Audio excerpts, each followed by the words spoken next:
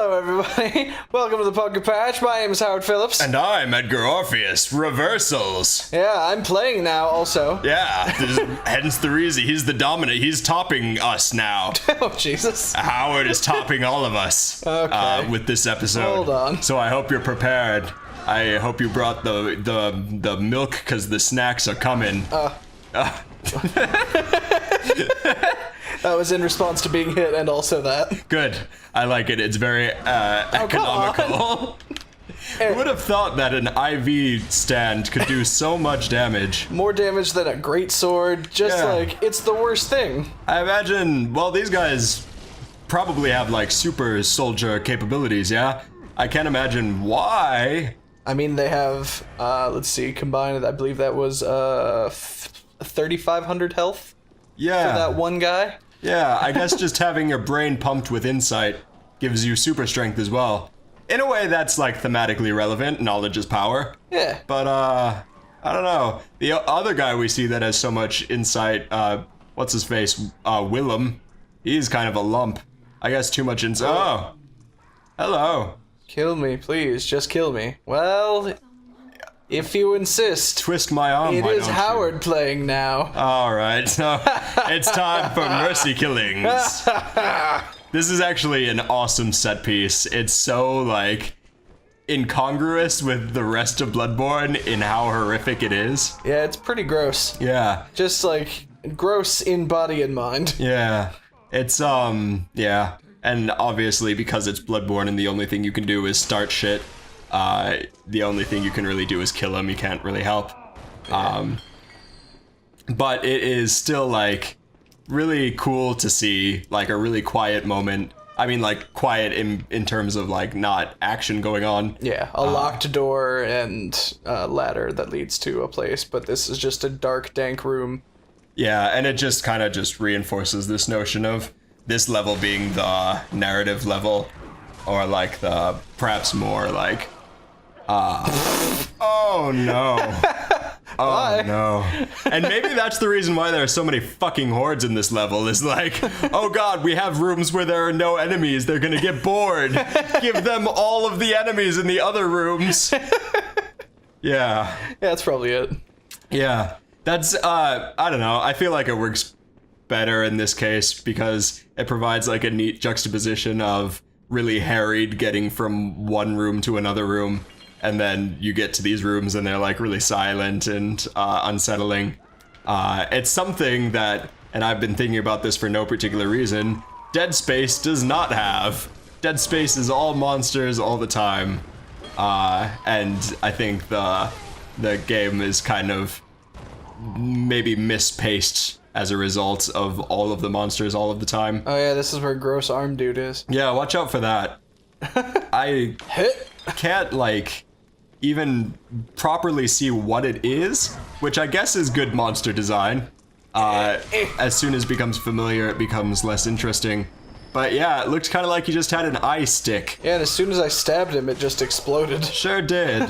Maybe that is, no. It's just his arm. Huh. Yeah, it's attached. It's a gross bulbous arm with a tiny little hand on the end. Oh, well, at least he can still grasp. That's nice.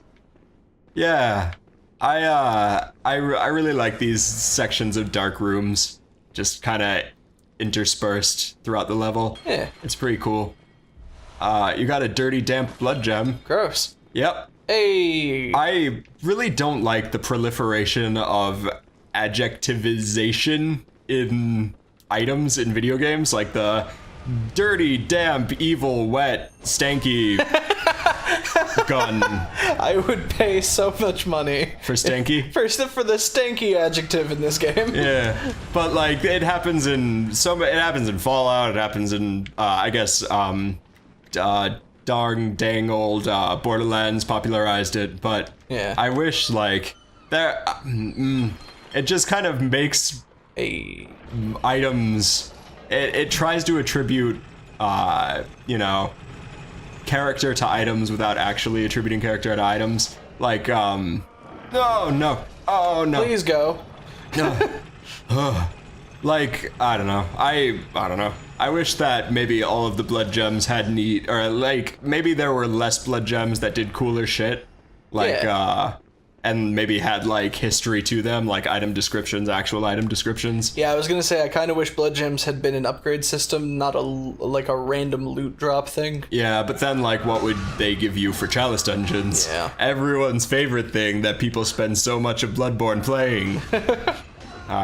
But oh well, maybe.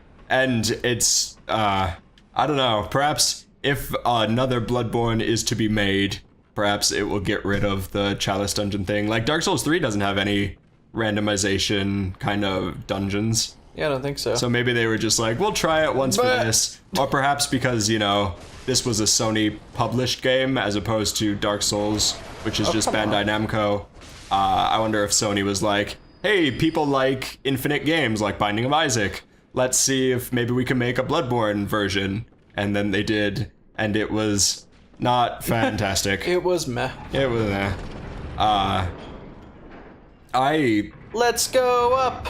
Let's go up! Yeah. Here we go! This reminds me of the Duke's Archives in Blargo 1 and Blargo 3. Ooh, there's a head. There is. Go touch that head. I'm gonna go poke it. Okay. That's a form of touching. I approve. Boop. He's like, Splish splash, splish splash. Hello? Have you heard how curiously the sea churns? Like a storm, but like the rain, only gentle dripping water. I'm sure. Oh, splish splash! I'm sure the double sound of you and his voice acting is gonna come across. I bet it was a perfect replication. It won't even sound like two voices. Yeah. It'll just be one loud voice suddenly. It'll be. I'm known to be able to replicate brain speak very well. Huh. Interesting. We got some fluid. I did. Is there a cool item description for the brain fluid? I don't totally remember. I feel like if anything were to have a cool item description, it would be brain fluid. I wish it just said like gross. Wobbles and bounces. So does that have skulls in it? I think that might just be our eyes playing tricks. Maybe. They're linked to the ocean, and so cerebral would imbibe and listen for the howl of the sea. Brain fluid and rising ashel. We put water in their heads, and their heads got big. They sure did. They sure did. So that sprite did actually kind of look like what they were throwing at us, right? Yeah. So we could a little maybe bit. more definitively say that they're throwing their brain juice at us. Yeah, sure. No, I loved him. Oh, I guess he's all right. At the very least, it's the stuff they put in their brain to make the brain fluid. Yeah. This is the last time these crows appear in this game, isn't it? Is it? I think so. Let's have a send-off to these crow guys. Because they're all right. They might be... I think they're definitely of, like, sad mob enemies. I think they're my favorite in the series. Just because of how gross they move and how startling their attacks are. Yeah. Good job, you crow folk. I'll miss you dearly. Yes, our respects have been paid. All right. Thank you. Oh, good. What does that do? I don't know either. Yeah, don't make me try to remember. Sound of water. Well, maybe just stop doing that. Okay. There he goes. He continued as he lived. Coming for you! Take him down. I missed. Oh wow, there are a lot. There's another. There are two. It's a double rat action. It's twice the rat, twice the stab. Oh no! Wow, that was a dramatic fall. Sure was. Maybe he was a supervillain. You know, the most likely sort of folk to receive dramatic falls. What about fathers though? Oh, I suppose also. Though it wasn't in slow motion. That's true. Where are we? We've raised the thing. Yeah. There's a treasure chest. Sure is. It's a mimic. Is it? No, it's not. I'm sorry. I didn't mean to do that to you. No, it's fine. Intellectually, I knew there were no Bloodborne mimics, but my heart was like, because I was really excited at the prospect. Just more blood gems. I love me a mimic. It's so sad. I wish they put mimics in this game. It's so surprising they didn't. You know, it's the same thing. I wonder if, like, I don't know. Goodbye. See ya. There he goes. Okay. I'll take it. Well, I guess they're blind, so you know. Oh yeah, that's true. Especially these guys without heads. Yeah. Oh man, this is such a good level, and just the iterations of this single kind of enemy is so cool, and they just straight can't see you. Yep. That's so good. I love this so much. What was I saying? Oh, mimics. I wonder if the reason why there aren't illusory walls and mimics was to kind of, oh no, watch out that hunter, was to kind of reinforce this notion of like, you really can't expect anything, like, Oh no! no! Why? Oh, your giblets! Why? Oh, and Minigun Man. He knows how to be. Apparently you can get staggered while backstepping if they shoot you. Yeah, I think, it's not Gurman. I mean, like, we know Gurman is waiting for us at the end of the level. Yeah. I think Gurman has done that to me and this game has been out forever. Yeah. I think Gaiman. Neil Gaiman. Prolific writer. Deep. Hi, Simon. Oh, hey, Simon's here. Yeah, I think Gurman has done that stagger to me before. Look at him, gesturing his hands out. Talking about things. Your little dude's got pots on the heads. What a scene this is. A real comedy of errors. They're like, maybe this is a hat. Oh god, it's a pot. And Simon's like, maybe this is a hat. Oh god, it's cloth. Been there with both of those. There's so much. Oh. Hello. Oh. Whoa. Whoa. Whoa. Yeah.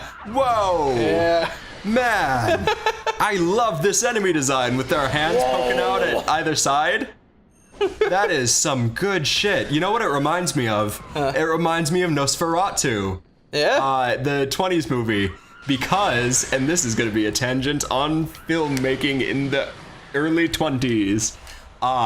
So what they wanted to do with Nosferatu, and it happens a lot in German Expressionism, which like is another kind of artistic style that like kind of not mocks, but if you look at the works of Mr. Tim Burton, he takes a lot of inspiration from this old art style called German Expressionism that was utilized in 20s movies, or at least in Gothic 20s movies. Chiefly the Cabinet of Dr. Caligari, whatever, it's not important. Okay. What was it? Nosferatu. Nosferatu utilizes this kind of old horror cinema technique where the guy playing Nosferatu, his name was Max Schreck, and he would like walk in really bizarre like configured ways, like kind of almost mime-ish ways, in order to create really interesting silhouettes for the character of Nosferatu. And he has a really kind of iconic walk where he would stick his hands out at kind of parallel to the ground as he walked in, kind of his legs pressed together. And it reminds me of how these dudes look, except they are worming it out on the ground. You know, and that is what I think about these guys. The more you know. I think they're cool though. I have a lot of respect for, because monster design kind of hinges on. You can talk to this person, by the way. I'm about to. Okay, cool. I was just, while you were doing that, I was going to go kill those things. Okay, now that you're cool. done, I'm now talking to her. She's like, give me brain fluid. Put it in probably. me. And there you go. There you go. There's some. Make you feel good. Make you feel splooshy. I'm glad that it never is elucidated what is on the underside of that bag. You know? Is that a bag? I thought that was supposed to be their weird leathery face now. Oh, is that like flesh? I always read it as like a bag. Oh, maybe. Oh, I guess it could be skin, couldn't it? Yeah, I thought it was supposed to be their weird, gross, bulbousy face now. Well, they just don't have mouths. The reason why I say it's a bag is because it looks like there's like stitching, like there's a pattern to the, like there's what reads. Oh, I guess that could also be like leather. Yeah, like a leathery, gross texture. I don't know. Huh, but like it's so parallel. I don't know. I could go either way. Yeah. I like the notion that it might be, well... Maybe, now I like the idea that maybe their heads are those gross, misshapen things under bags. Yeah. I never really thought of it like that. Yeah. Chiefly because you can get one of the heads. Yeah, and wear it. And wear it, and it just looks like that. Yeah, I like the idea of the body horror of, like, this is their skin that is being stretched and mutilated by whatever messed up thing happening to their brain underneath. Yeah. But also, like, with the worm guys, they stick out tentacles out from their neck stumps, and maybe that could be part of what their face is going on underneath. Maybe. I don't know. I could go either way. Flip a coin. Yeah, who knows? Was I saying something prior? Who knows? What was it? Nosferatu? Oh, I like the worm guys because I always love a monster that is more horrific the closer you look at it. I feel like there's a trend in monster design where you kind of want to make your monster, make it like immediately, like instantly have a neat silhouette, like something that is instantly readable, and then not show it or like not get into detail. But I think having something that is even more like horrifying the closer you look at it is a really cool like design choice, and really invokes this idea of man, I'm good. This is going to be the cinematographical episode of Pumpkin Patch. A person, you know, obviously, as he inspires everyone, a person that really inspires. Oh no! Oh, through the bars. This is the worst. He's the best aiming guy with a minigun I ever did meet. Anyway, a person. Sorry. I didn't mean to undercut your sorrow. Do you want? No, it's fine. I get you a pumpkin pop. Do you want a pumpkin pop? Give me a pumpkin pop later. I'll get you a pumpkin pop. A person whose work I very much admire, as does most of the multiverse, is the works of Guillermo del Toro. And he describes his monster design as like the creation of like a totemic god. And that phrase totemic god is like burned into my brain. It was a very hard and diligent process to have it branded into my mind, but I really like the notion of like monster design as like this really like calamitous expression of fear. It's really cool. Man, Guillermo del Toro is one of the best monster designers for some of the most okay movies.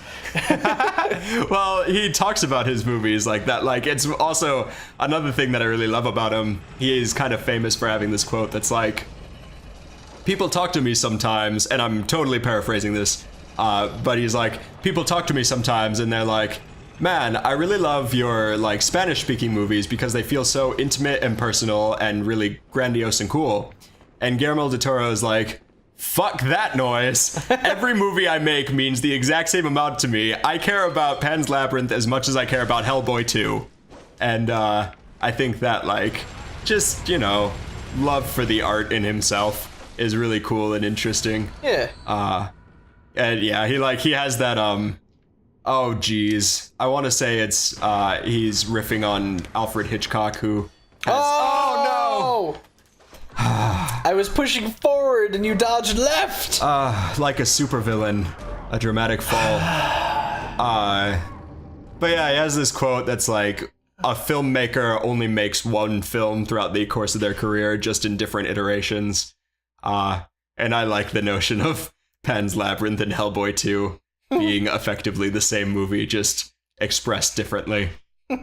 I love it. Yeah. It's damn fine. Oh! Yeah, I knew it was coming. The terror. The fright. Wow, that was not a problem. Yeah, he didn't shoot me for some reason. Sure did. Okay, now this guy. Just like... Can you just like sneak up upon him? Nope, the brain told him. Damn it, brain! I thought you were cool. But then I realized you were drool. Mm-hmm. Oh my god. Take him down. Oh my god. The pistol that he's using, it's the double pistol thing, right? Yeah. Is that any good? I've never used it. I've never had it be good. If it is good, I don't know about it. I guess if it were to be good, it would be on this character that has all the blood tinge, right? Yeah. So statistically. Maybe we could try that at some point when all is said and done. That might be fun. Where are you going? Maybe in our victory lap against the last boss. We could, because that's not really difficult, we could just do that, perhaps. What are you... He's just... Yeah. You're the dodginist, throwingist? Yeah, he likes his projectiles and his quick step. And there he goes. That would have been tragic. They knew what they were doing by giving the hunter that you fight in the Krampus space the most widely, like, the greatest range. You know what I'm saying? Because he's got the whip and he's got all these projectiles and shit. And you face him down on that little shitty platform or this little shitty staircase or this little shitty hallway. It really feels like they were like, this is probably our last just straight hunter duel in the game. Let's have some fun with it. Hey! Bada boom. Told you that was the one. Yeah, you did real good. I'm very proud. That brain guy, he's gonna wish he never sold you out. Plop, plop, plop, plop. You selling me out? Selling me out, brain guy? Light him up. Take him down. Hey, it's weird that you can't kill them. I wonder what that means. Well, what it is that it's just hinting to you how to finish this puzzle. What with Adeline at the last part. So the notion is that you need 3 brain fluids, or whatever, how many brain fluids you need. 3? Yeah. Yeah, which means there's one more somewhere, and I kind of remember. Well, there's the flower guy, and then the... Oh, no, it's just 3 brain sacs that you get the brain fluid from, right? Yeah. So I think it is 3. And the fact that you can't kill him is just kind of articulating to you that you need to do the last stage of this kind of quest puzzle, which is kill Adeline, because she can survive. Yeah. Because, they can't be killed, so I guess she can't be killed. This will be fine, right? Probably. You got enough health. I feel like that puzzle is not maybe the best. Like, do you want to go get the Adeline thing just so that we can say we did it? I think the trigger for the second phase is after you beat them. Oh, okay. So I'm just going to do that just in case. Okay, cool. There's that guy. Unless you want to save beating them for... No, let's finish out this thing. Okay. Because I think I've said all I need to say about this area. Alright, do you believe in me first try? I do believe in you. I'll keep an eye out for the I only have major 5 thing. bullets. I don't believe in me. Wow, those fucking sunflowers are horrifying. Oh yeah. I never saw it until just now. How like They weird move and a little? prolapsed and yeah, they move. Yeah. Wow, and they just like really fill this intro shot. And then these guys have collapsed brain. That's messed up. They look... Okay, well. I wonder... So like, you're in a flower place. Yes. Similarly to the fight with the midnight emissary. No, what are they called? The Moonlight emissary. The moonlight emissaries. Yeah. I wonder what the deal is like. With flowers?